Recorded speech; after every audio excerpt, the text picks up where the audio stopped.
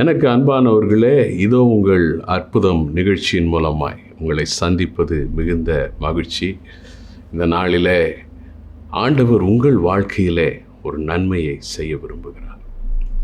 சவால்களின் வழியாய் கடந்து போய் கொண்டிருப்பீர்கள் என்றால் அற்புதங்களை செய்ய விரும்புகிறார். அதற்காகவே தான் இந்த நிகழ்ச்சி. அந்த தீர்வுகள், அந்த அற்புதங்கள் அவருடைய வார்த்தைக்குள்ளே இருக்கு. தான் சங்கீதக்காரர் சொல்கிறான், அவருடைய வேதத்தில் உள்ள அதிசயங்களை பார்க்க என் கண்களை திறந்தரும். ஆண்டவர் வார்த்தைக்குள்ளார அதிசயங்கள் இருக்கிறது.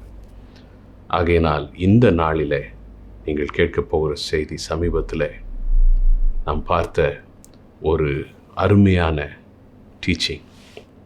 நிச்சயமாக இது உங்கள் வாழ்க்கையில் பிரயோஜனமாக இருக்கும். அநேகருக்கு பிரயோஜனமாக இருந்தது. அநேகருடைய வாழ்க்கையை கர்த்தர் அதன் மூலமாக ஆசீர்வதித்தார். உங்களையும் இன்று ஆசீர்வதிப்பார்.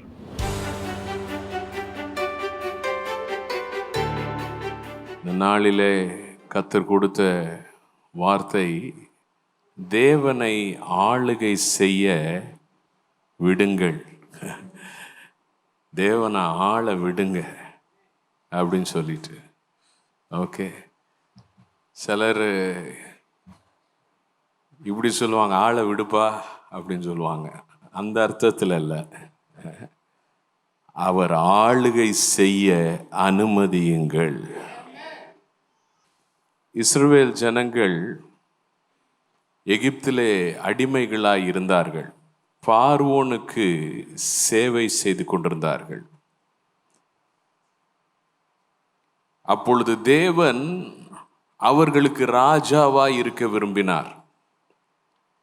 எக்ஸடஸ் 8:1, யாத்ராகமம் 8:1 நாம் பார்க்கிறோம். ஆண்டவர் சொல்றார், பார்வோனிடத்துல போய் சொல்றாரு, என் ஜனங்கள் என்னை ஆராதனை செய்ய அவர்களை போக விடு. தமிழ்ல ஆராதனை செய்யன்னு போட்டிருக்கு, ஆங்கிலத்தில் எனக்கு சேவை புரிய. நான் தான் அவங்க ராஜா, எனக்கு நீ போட்டி போட முடியாது. அவங்க எனக்கு வேலை செய்யணும், அவர்களை நீ விடுதலையாக்கு. பார்வோன் என்ன முரட்டுத்தனம் பண்ணாலும் கர்த்தர் அவனை அடிபணிய வைத்தார். God said, let my people go that they may serve me. Why? Because God wanted to be their king. தேவன் அவர்கள் ராஜாவாய் இருக்க விரும்பினார். எல்லாரும் சொல்லுங்க, தேவன் என் ராஜாவாய் இருக்க விரும்புகிறார். இன்னொரு தடவை சொல்லுங்க.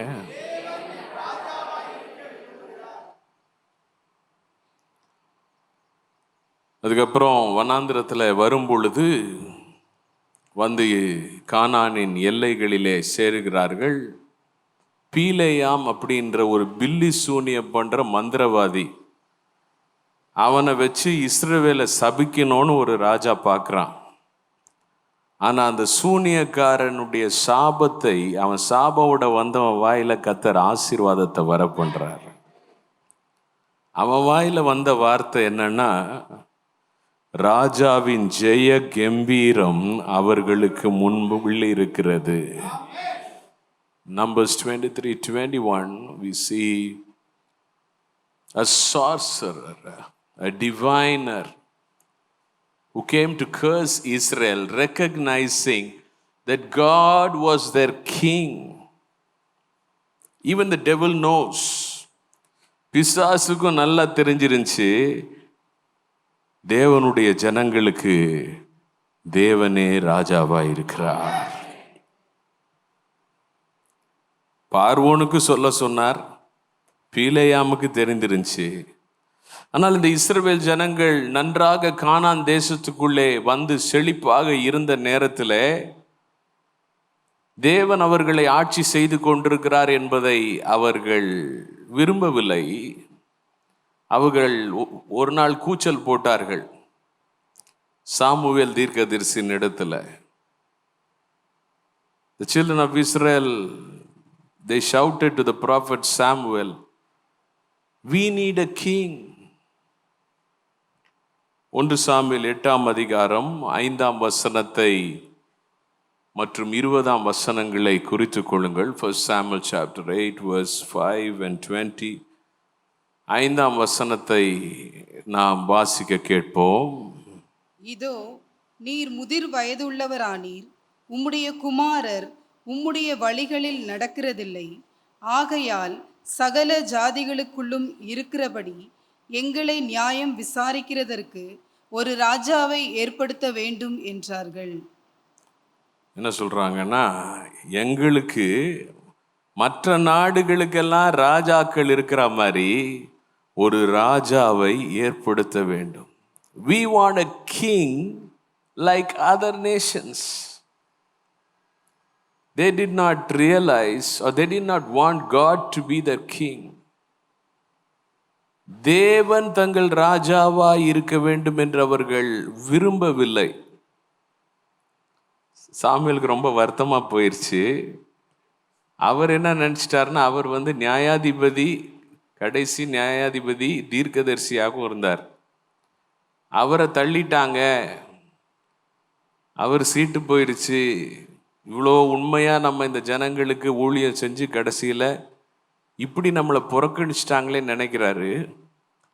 ஆனால் ஆண்டவர் சொல்கிறார் 1 சாமுவேல் 8ஆம் அதிகாரம் 7ஆம் வசனத்தில், அவர்கள் உன்னை தள்ளவில்லை, என்னை தள்ளினார்கள். They did not reject you, they rejected me. God felt rejected. நிறைய நேரத்தில் நம்ம உணர்வுகளை ஆண்டவர் புரிந்து கொள்ளணும்னு விரும்புகிறோம். எத்தனை நாள் அவர் நம் உணர்வுகளை புரிந்து கொண்டே தான் வருகிறார். ஆண்டவர் நம்மளை விசாரிக்கணும், ஆண்டவர் நம்மளை நேசிக்கணும், ஆண்டவர் நம்மளை அணைச்சி கொள்ளணும், எல்லாத்தையும் அவர் செய்கிறார். ஆனால் எத்தனை நாள் நாம் ஆண்டவருக்கு உணர்வுகள் உண்டு, அவர் உணர்வை நாம் புரிந்து கொள்ளணும் என்கிற நிலையில் இருக்கிறோம். என்னைக்காவது எழும்பி யாராவது நம்மகிட்ட நீங்கள் எப்படி இருக்கீங்கன்னு பார்த்த உடனே கேட்டால் நமக்கு சந்தோஷம் இல்லை.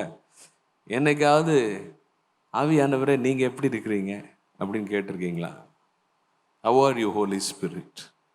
காலையில் எழும்பி குட் மார்னிங் ஹோலி ஸ்பிரிட், ஆண்டவரே குட் மார்னிங், ஸ்தோத்திரம், நீங்கள் எப்படி இருக்கிறீங்க?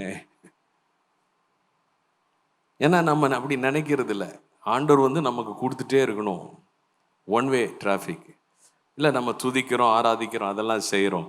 But above that, God has feelings. தேவன் சொல்கிறாருப்பா, உன்னை அவங்க புறக்கணிக்கல, நான் புறக்கணிக்கப்பட்டதாக உணர்றேன். அவர்கள் ராஜாவாய் நான் இருக்கிறேன் என்பதை அவர்கள் விரும்பவில்லை என்று ஆண்டவர் அங்கலாய்த்தார். ஆகையினால் இந்த நாளிலே நாம் பார்க்க போகிற செய்தி அந்த மாதிரி ஒரு சூழ்நிலை இல்லாமல், how can you set God to be the king of your life always? எப்பொழுதுமே தேவன் என் வாழ்க்கையின் ராஜாவாய் இருக்க வேண்டும். முதலாவது காரியம், நம்முடைய உள்ளத்தை ஆண்டவருக்கு கொடுக்க வேண்டும். If God needs to be your king always, number one, give him your heart. நீதிமொழிகள் 23ஆம் அதிகாரம் 26ஆம் வசனம் சொல்லுகிறது, என் மகனே உன் இருதயத்தை எனக்கு தா. இஸ்ரவேல் ஜனங்கள் ஒரு ராஜா வேணும்னு கேட்ட உடனே சாமுவேலுக்கு ஆண்டவர் ஒரு மனுஷனை காட்டுகிறார். கழுதை தேடி போனவன் தொலைஞ்சு போயிடுச்சுன்னு, கடைசியில் அவனை தான் கர்த்தர் சாமுவேலுக்கு காட்டி இவனை ராஜாவாக அபிஷேகம் பண்ண சொல்லுகிறார். God showed Saul to prophet Samuel to be anointed as king over Israel. இந்த சவுலுடைய சரீர வளர்ச்சி 1 சாமுவேல் 9ஆம் அதிகாரம் 2ஆம் வசனம் சொல்லுகிறது. 1 Samuel chapter 9 verse 2. அவனுடைய தோள்கள் அவ்வளவு உயரமா இருந்ததாம், பார்க்கிறதற்கு அவ்வளோ பிரம்மாண்டமாக இருந்தான். பார்க்கறதுக்கு பெரிய ஒரு வீரனை போல் தோற்றம் அளித்தான். முழு இஸ்ரவேல் ஜனங்களுடைய உயரங்களும் அவன் உயரத்திற்கு, அவன் தோளுக்கு கீழே தான் இருந்ததாம். ஆனால் இந்த சவுல் பார்க்கிறதற்கு பிரம்மாண்டமாய் இருந்தான். ஆனால் கடைசி வரைக்கும் அவன் இருதயத்தை அவன் தேவனுக்கு கொடுக்கவில்லை. Saul looked awesome in his outward appearance, but in his heart, he never gave his heart to God. உலக பார்வையில் நம்ம எப்படி பிரம்மாண்டமாக இருக்கிறோம் என்பது முக்கியம் அல்ல. அறிவோ, படிப்போ, படமோ, பதவியோ, அழகோ, உலகத்தின் பார்வையிலே செல்வாக்கோ இது முக்கியம் அல்ல.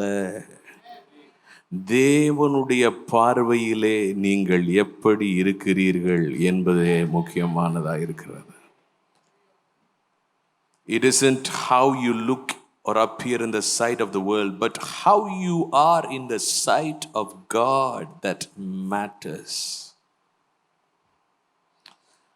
நான் கல்லூரி படித்திருந்த நாட்களிலே ஒரு வசனம் அதிகமாக, அந்த வசனத்தை கொண்டு ஆண்டவர் என்னோட பேசினதினாலே, வாலிப நாட்களிலே வாலிபர்கள் எதை மேன்மையாய் கருதுவார்களோ அதை குப்பையாய் உதறித்தள்ள ஆவியானவர் எனக்கு உதவி செய்தார். அது லூக்கா 16ஆம் அதிகாரம் 15ஆம் வசனத்தில் இருக்கிறது. It is in Luke 16 verse 15. அது இப்படியாய் சொல்லுகிறது, மனுஷருக்கு முன்பாக, வாசிங்க. அவர்களை நோக்கி, நீங்கள் மனுஷர் முன்பாக உங்களை நீதிமான்களாக காட்டுகிறீர்கள், தேவனோ உங்கள் இருதயங்களை அறிந்திருக்கிறார். தேவனோ உங்கள் இருதயங்களை அறிந்திருக்கிறார். மனுஷருக்குள்ளே மேன்மையாக எண்ணப்படுகிறது, தேவனுக்கு முன்பாக அருவருப்பாய் இருக்கிறது. மனுஷருக்கு உள்ளே மேன்மையாக எண்ணப்படுகிறது, தேவனுக்கு முன்பாக சாதாரணமாய் இருக்கிறது என்று கூட வசனம் சொல்லல, அருவருப்பாய் இருக்கிறது. That which is highly esteemed before men is an abomination to God. Don't ever try to copy the world. Let's you follow it. உலகத்தை காப்பி அடிக்கிறதோ, உலகத்தின் மனுஷர்களின் காரியங்களை பின்பற்றுவதோ அது மேன்மை அல்ல, தேவனுக்கு முன்பாய் அருவருப்பாய் இருக்கிறது. ஆகையினால்தான் பின் நாட்களிலே பார்க்கிறோம், 1 சாமுவேல் 13ஆம் அதிகாரம் 14ஆம் வசனத்துல வாசிக்க கேட்போம். இப்போதோ உம்முடைய ராஜ்யபாரம் நிலை நிற்காது, கர்த்தர் தம்முடைய இருதயத்துக்கு ஏற்ற ஒரு மனுஷனை தமக்கு தேடி அவனை கர்த்தர் தம்முடைய ஜனங்கள் மேல் தலைவனாய் இருக்க கட்டளையிட்டார். கர்த்தர் உமக்கு விதித்த கட்டளையை நீர் கைக்கொள்ளவில்லையே என்று சொன்னான். இந்த இடத்துல சவுல் தள்ளிவிடப்படுகிறதை நாம் பார்க்கிறோம். ஏனென்றால் சவுல் தேவனுக்கு தன் இருதயத்தை கொடுக்கவில்லை. அவன் இருதயத்தில் அவனுக்கு நிறைய விஷயம் இருந்துச்சு. நீங்கள் வாசித்து பார்த்தீங்கன்னா சவுலுடைய வாழ்க்கை சரித்திரம், அவனுக்கு உலகத்தின் மேலே ஆசை இருந்துச்சு, தனக்கு விருப்பமாக போகணுன்னு ஆசை இருந்துச்சு, அவன் தேவனை பிரியப்படுத்த வேண்டும் என்கிற இருதயம் அவனுக்குள்ளே முழுமையாக இல்லாமல் போனது. ஆகையினால் கர்த்தர் அவனை புறக்கணித்தார். சவுலை புறக்கணித்து விட்டு ஆண்டவர் சொல்றாரு, தம்முடைய இருதயத்திற்கு ஏற்ற ஒரு மனுஷனை தமக்கு தேடி. அடுத்த மனுஷனை ஆண்டவர் தாவீதை தெரிந்து கொள்ளும் போது என்ன சொல்றாரு? என் இருதயத்திற்கு ஏற்றவன். அப்படின்னா தன் இருதயத்தை எனக்கு கொடுத்தவன். முதல் ராஜா அவனை ராஜான்னு கேட்டாங்க, ராஜா வேணும்னு கேட்டாங்க. அவன் உயரமா இருந்தான் பார்க்கறதுக்கு. அவனை கர்த்தர் புறக்கணிச்சாரு. ஆனால் கர்த்தர் தெரிந்து கொண்டவன் எப்படிப்பட்டவன் என்றால், பார்வைக்கு பிரம்மாண்டமா இல்லை. இன்னும் சொல்ல போனா அவன் குடும்பத்துல அவங்க அப்பா அவனை ஒரு கணக்காவே எடுக்கல. அவன் ஆடு மேய்ச்சிட்டு இருக்கிறான். மற்ற 7 குமாரர்களையும் கொண்டு வந்து நிறுத்துகிறார். சாமுவேல் வழக்கம் போல இவர் நினைச்சுக்கிட்டு சவுல் உயரமான ராஜாவா இருந்தான். அதனால ஈசாயினுடைய முதல் மகன் நல்லா உயரமா இருக்கிறான், இவனை தான் ஆண்டவர் அபிஷேகம் பண்ணியிருக்கிறார் என்று சொன்ன உடனே, நினைத்த உடனே ஆண்டவர் அவன்கிட்ட சொல்றாரு, இவனை நான் புறக்கணித்தேன். நான் மனுஷன் பார்க்கிற பிரகாரம் பாரேன். மனுஷன் முகத்தை பார்க்கிறான், கர்த்தரோ இருதயத்தை பார்க்கிறார்.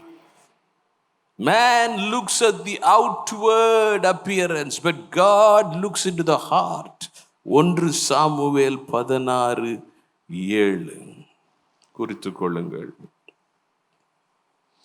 It is not about your outward appearance and glamour. He looks at your heart. He looks at your heart. Amen. உண்மையாலுமே தாவீதின் இருதயம் தேவனுக்கு ஒப்பு கொடுக்கப்பட்டிருந்தது. தாவீதின் இருதயம் எப்படி இருந்தது என்று நான் உங்களுக்கு சொல்லுகிறேன். தாவீதே அவர் சொந்த வார்த்தையில சொல்றார், 7 பேர், மொத்தம் 8 பிள்ளைங்க அவங்க அப்பாவுக்கு. 7 பேரை ஒரு மாதிரி நடத்திட்டு ஒருத்தவனை மாத்திரம் ஓரம் கட்டினா அந்த ஒருத்தவனுடைய இருதயம் எப்படி இருந்திருக்கும்? உடைஞ்சு போன ஒரு இருதயம், நொறுங்கி போன ஒரு இருதயம். ஆனா அந்த இருதயத்தை அவன் கர்த்தருக்கு கொடுத்திருந்தான். வெளியில ஒருவேளை மேன்மையா பார்க்கிறதற்கு அவன் இல்லாமல் இருந்திருக்கலாம். அண்ணங்காரன் மாதிரி பெரிய இராணுவத்தில் அவன் இல்லை. ஆனால் அவனுடைய இருதயம் கர்த்தருக்கு ஒப்பு கொடுக்கப்பட்ட இருதயமா இருந்துச்சு. சங்கீதம் 51:17 சொல்லுகிறது. Psalm 51:17. தேவனுக்கு ஏற்கும் பலிகள் நொறுங்குண்ட ஆவிதான். தேவனே, நொறுங்குண்டதும் நறுங்குண்டதுமான இருதயத்தை நீர் புறக்கணியீர். உடைந்த ஒரு உள்ளத்தை ஆண்டவருக்கு ஒப்பு கொடுக்கும்போது ஆண்டவர் அந்த உள்ளத்தை புறக்கணிக்காத தேவனாயிருக்கிறார். அந்த உள்ளத்தை அவர் தன் கரத்தில் எடுக்கிறார். உங்க உடைந்த உள்ளத்தை நீங்கள் தேவனுடைய கரத்தில் கொடுக்கும்போது அதனுடைய அர்த்தம் என்னன்னா, ஆண்டவரே, என் வாழ்க்கையில நான் உடைக்கப்பட்ட நிலையில இருக்கிறேன், ஆனால் என் உடைந்த வாழ்க்கையை உங்க கையில கொடுக்குறேன். இந்த சூழ்நிலையில் நான் உடைந்து போய் இருக்கிறேன், நான் உடைந்து போன சூழ்நிலையில என்ன உங்க கையில கொடுக்குறேன். நீர்தான் என் தகப்பன் சொல்லும்போது, தேவன் உங்கள் ராஜாவா இருக்க அவருக்கு இடம் கொடுக்கிறீர்கள். When you give your life, your broken life, your brokenness into the hands of God. உலகத்தில் உடைஞ்சு போனவங்கன்னா ஓரங்கட்டிடுவாங்க. ஆனால் ஆண்டவர் உடைந்து போன இருதயத்தை எடுத்துதான் அவர் பெரிய காரியங்களை செய்கிறவராக இருக்கிறார். தாவீதின் இருதயம் உடைந்த இருதயமாயிருந்தது. நொறுங்குண்டதும் நறுங்குண்டதுமான இருதயத்தை நீர் புறக்கணிக்க மாட்டீர். ஒவ்வொரு நாளும் நம்முடைய வாழ்க்கையில நம்முடைய இருதயத்தை ஆண்டவருடைய கரத்தில் நம்ம கொடுக்கணும். ஆண்டவரே, என் இருதயத்தை உங்க கையில கொடுக்கிற ஆண்டவரே, எந்த சூழ்நிலையிலும் நாம் இருந்தாலும் சரி, என் இருதயத்தை உன் கையில நான் கொடுக்கிற ஆண்டவரே. மனிதர்கள் உங்களை புறக்கணித்திருக்கலாம், என் இருதயத்தை உம் கையில கொடுக்கிற ஆண்டவரே. சூழ்நிலைகள் தோல்வியாய் இருக்கலாம், என் இருதயத்தை உம் கையில கொடுக்கிறேன். Whatever be your circumstances, however broken you are, give your heart to God, that God may be your king. ஏசாயா 42:3 ஆண்டவர் சொல்றாரு, அவர் நெறிந்த நாணலை முறியாதவர், மங்கி எரிகிற திரியை அணையாதவருமாய் இருக்கிறார். இதாங்க இயேசுவின் அன்பு. இயேசுவின் அன்பு. ஆகையினால் நம் வாழ்க்கையில ஒருவேளை இந்த காலை வேளையில் நீங்க உடைந்து போன இருதயத்தோட வந்திருப்பீங்கன்னா, உங்க உள்ளத்தை ஆண்டவருடைய கரத்துல கொடுங்கள். அவர் உங்கள் ராஜாவாய் இருக்க முன் வருவார். இந்த உடைஞ்சதை வச்சுட்டு நான் என்ன செய்ய முடியும்னு உலகம் சொல்லலாம், நீ எனக்கு வேணான்னு சொல்லலாம். உங்க மனசுலையே இப்படி உடைஞ்சு போன வாழ்க்கையை வச்சுட்டு நான் எப்படி ஓட்ட முடியும் அப்படி நீங்க நினைக்கலாம். ஆனா உங்க உடைந்து போன உள்ளம் தேவனுக்கு விலையேற பெற்ற ஒரு வெகுமதியா இருக்கிறது. Your broken heart is a precious gift that you can give to God, and God becomes your king. தேவன் உங்கள் ராஜாவாய் வெளிப்படுவார். இரண்டாவதாக, தேவன் நம் ராஜாவாய் இருக்க வேண்டும் என்றால் விசுவாசத்திலே நாம் நடக்க வேண்டும், பயத்திற்கு இடம் கொடுக்க கூடாது. Walk by faith and don't give room to fear. 1 Samuel 13:11-12, 1 Samuel 13ஆம் அதிகாரம் 11-12 வசனங்களை ஒருவர் வாசிக்கும்படியாய் கேட்கிறேன். நீ செய்தது என்ன என்று சாமுவேல் கேட்டதற்கு, சவுல் ஜனங்கள் என்னை விட்டு சிதறி போகிறதையும் குறித்த நாட்களின் திட்டத்திலே நீர் வராததையும் பெலிஸ்தர் மிக்மாசிலே கூடி வந்திருக்கிறதையும் நான் கண்டபடியினாலே கில்காலில் பெலிஸ்தர் எனக்கு விரோதமாய் வந்து விடுவார்கள் என்றும் நான் இன்னும் கர்த்தருடைய சமூகத்தை நோக்கி விண்ணப்பம் பண்ணவில்லை என்றும் எண்ணி துணிந்து சர்வாங்க தகனபலியை செலுத்தினேன் என்றான். இப்ப சாமுவேல் சவுலுக்கு ஒரு காரியத்தை சொல்லியிருந்தார். பெலிஸ்தர்கள் எதிர்த்து வந்திருந்தார்கள். அப்ப யுத்தம் நடக்க போகுதுன்னு அர்த்தம். நீ 7 நாள் காத்திரு, நான் வந்து பலி செலுத்தின பிறகு நாம் யுத்தத்திற்கு போகலாம் என்று சொல்லியிருந்தார். இவன் 7 நாள் வாட்சை பார்த்துட்டு இருக்கிறான். 7 நாள் முடிந்து விட்டது. உடனே இவருக்கு சுயநீதி இவரை சும்மா விடல. டைம் ஆயிடுச்சே, தீர்க்கதரிசி சொன்னாரு, டைம் ஆயிடுச்சு, இன்னும் வரல, டிலே ஆகுது அப்படின்னு சொல்லிட்டு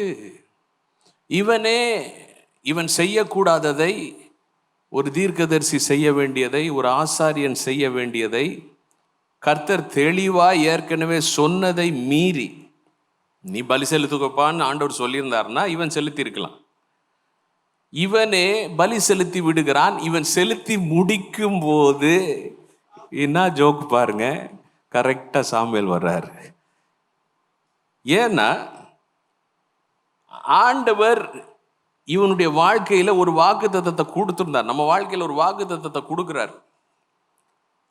ஆனா ஆண்டவர் வாக்குத்தத்தத்தை நிறைவேற்றுவதற்கு முன்பாக நம்முடைய விசுவாசத்தை அவர் எதிர்பார்க்கிறார். கர்த்தர் சொன்னதை நாம் விசுவாசிக்க வேண்டும். கர்த்தர் செய்வார் என்று விசுவாசிக்க வேண்டும். விசுவாசிப்பது மாத்திரமல்ல, வேதம் சொல்லுகிறது, விசுவாசிக்கிறவன் பதறான். Not only that you believe in his word, believe in God, but if you're believing, you are not hasting. Faith and haste cannot go together. விசுவாசமும் பதறி அடிச்சிட்டு செய்யறதும் ஒன்னா போகவே முடியாது. நீங்க விசுவாசிக்கிறீங்கன்னா கடைசி வரைக்கும் அந்த விசுவாசத்துல நிலைத்து நிற்க வேண்டும். இப்ப சாமுவேல் வந்துட்டார். வந்த உடனே என்னப்பா செஞ்ச அப்படின்னு கேட்கிறார். இவன் உடனே 3 காரணம் சொல்றான். 1, ஜனங்கள் எல்லாம் என்னை விட்டு சிதறி போறாங்க, என் படையினர்லாம் சிதறி போறாங்க. 2வது, நீர் குறித்த நேரத்துல வரல. இப்ப இவன் யார் மேலேயே குறை சொல்றான். 3வது, பெலிஸ்தர்கள்லாம் எனக்கு விரோதமா வந்துட்டு இருக்கிறாங்க. அப்ப தன்னுடைய மனிதர்களை பார்த்து பயப்படுறான். நம்ம கூட இருந்தவங்கெல்லாம் போயிட்டா நம்ம ஜெயிக்க முடியுமா, நம்ம தோத்துருவோம்னு நினைக்கிறான். நான் கேட்குறேன், இவங்கெல்லாம் இருந்து தான் நீ ராஜாவானியா? இவங்க தான் உன்னை ராஜாவாக்குனாங்க? மனிதனுக்கு பயப்படுகிற பயம் கண்ணியை வருவிக்கும்.